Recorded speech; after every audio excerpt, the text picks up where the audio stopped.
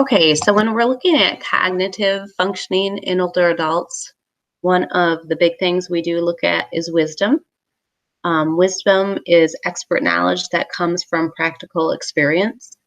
It's interesting because when you look at the window for wisdom to develop, it's actually late adolescence to early adulthood, and they find that it's more personality related than cognitive related. So the way that our personalities work as opposed to our intelligence level. Another interesting thing is memory.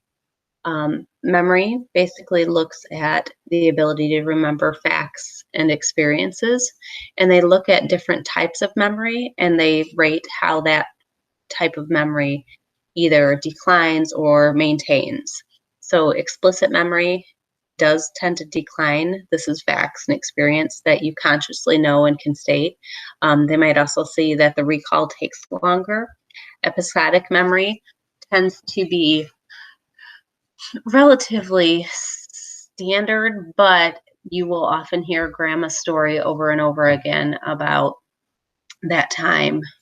And semantic memory, which is all about the world knowledge, tends to stay pretty standard as well. They find that implicit memory, something that is a routine, something that is a skill, tends to be less impacted by aging. However, working memory and perceptual speed also shows a decline. Some of the reasons why you see cognitive function in older adults staying pretty fresh is because of the level of education that they are going into. So basically, when you look at crystallized intelligence or the amount of information that you store in your brain, education definitely helps that. Work is another thing too. And basically, work now is much more cognitively related than it was physically related. So you're basically using your cognitive skills longer. So that definitely does help with crystallized intelligence and kind of keeping things building in the brain. Use it or lose it. This is, like I said, my kind of soapbox for late adulthood.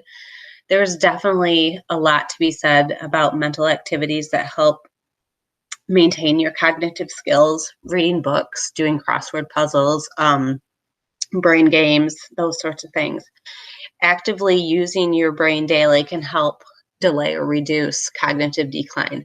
And I'm sitting here talking about this in cognition, but honestly, this is true for just about every physical area as well. So making sure that you're moving and you're using your muscles and things like that.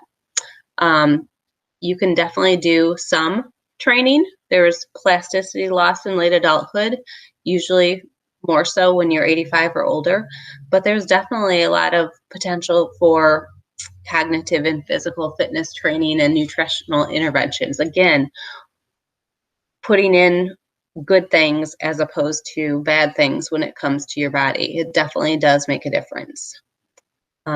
Work and retirement is something that changes as you age.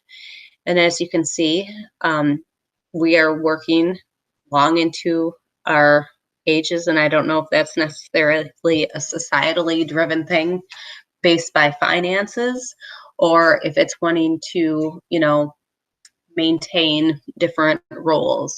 But it's usually, financial needs, but we definitely want to feel useful and we want to feel as though we are productive. So there's a lot of reasons why older people work.